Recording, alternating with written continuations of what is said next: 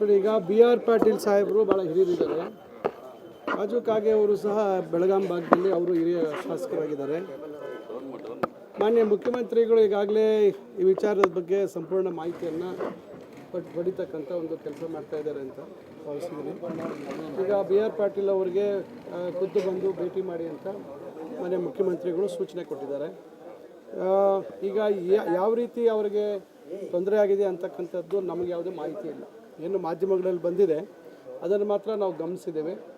ಆದರೆ ಅಲ್ಲಿ ಆ ಒಂದು ಸಂಭಾಷಣೆ ಏನಿದೆ ಆ ವಿಚಾರದಲ್ಲಿ ನೋಡಿದಾಗ ಯಾರೋ ಅಧಿಕಾರಿಗಳು ತಪ್ಪು ಮಾಡಿದ್ದಾರೆ ಅಂತ ಹೇಳಿದ್ದಕ್ಕೆ ಸಂಬಂಧಪಟ್ಟ ಇಲಾಖೆ ಮುಖ್ಯಸ್ಥರು ಹೇಳಿದ್ದಾರೆ, ಆ ರೀತಿ ತಪ್ಪಾಗಿದ್ದರೆ ಅವ್ರ ಮೇಲೆ ಕ್ರಮ ತೆಗೆದುಕೊಳ್ತೀವಿ ಅಂತಕ್ಕಂಥ ಮಾತಾಡಿದ್ದಾರೆ.